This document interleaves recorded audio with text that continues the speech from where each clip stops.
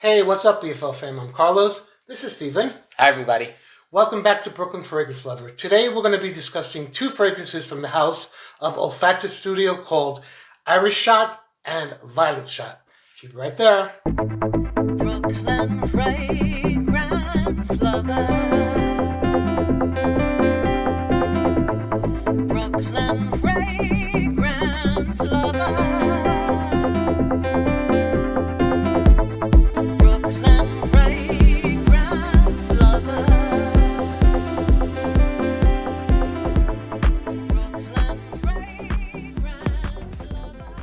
Thanks so much for tuning in today. As always, we really do appreciate it, and we hope that you're all doing fantastic. If this is your first time landing here at Brooklyn Fragrance Lover, I would love if you would consider subscribing to my channel. Go show some love to Steven over at Redolessence. Thank you so much. Then come on back over here and then click on the bell icon so you don't miss any future content that I upload here to BFL. So how are you today, Steven? I'm doing pretty well. How's it going, Carlos? Awesome. Great to be here with you. Thank you.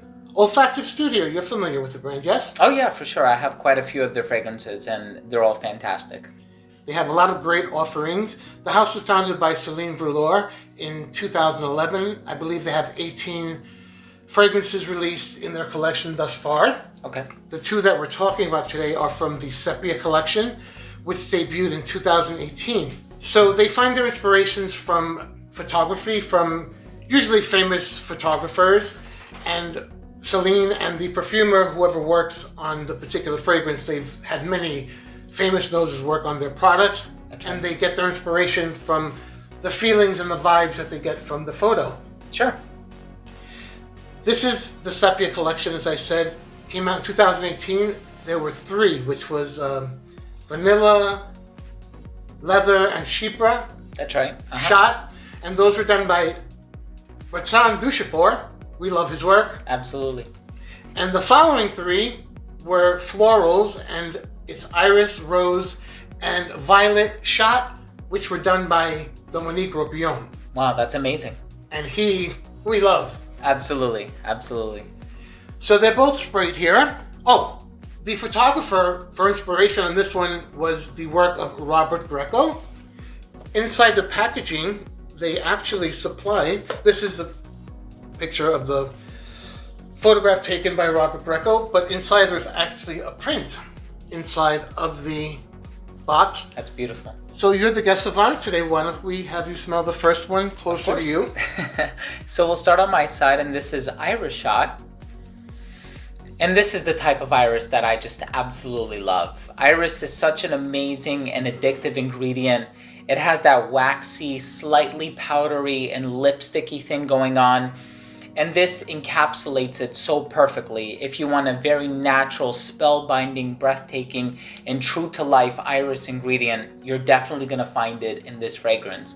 I have smelled a lot of other iris-dominant perfumes where it seems like there's another ingredient in there sort of vying for attention. That is not the case in here. When I smell it, it is unquestionable and irrefutable that this is an iris-based fragrance. I absolutely love this one. So well done and so rich as well. I have it here in my hand, and it's just absolutely lovely. So good. It's such a smooth and well-rounded composition, and it highlights several nuances of the iris. It's a little earthy, but not overly so. Slightly powdery, slightly lipsticky, but all in all, it's just so stunning, and it's quite remarkable. Yeah. It has that starchy quality. Yeah. Oh yeah. It has that starchy, really dense quality that a lot of irises have.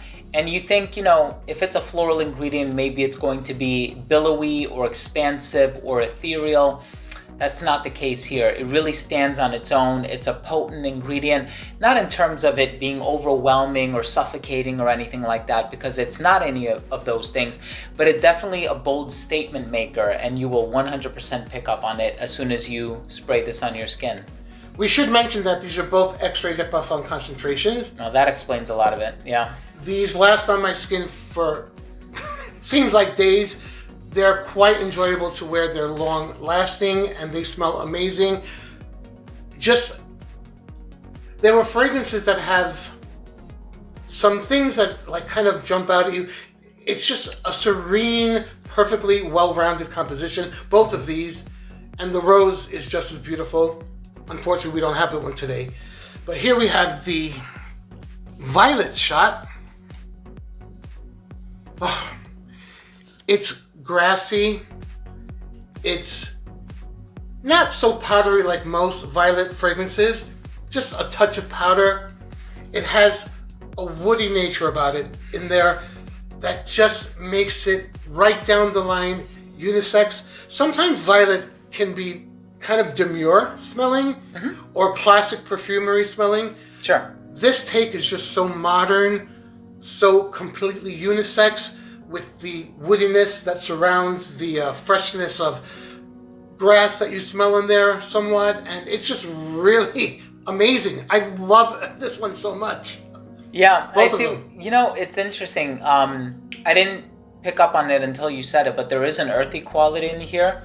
And not earthy in the sense of it smelling soily, but in the sense of it smelling verdant. Like there's this underlying green tonality that I'm really enjoying now.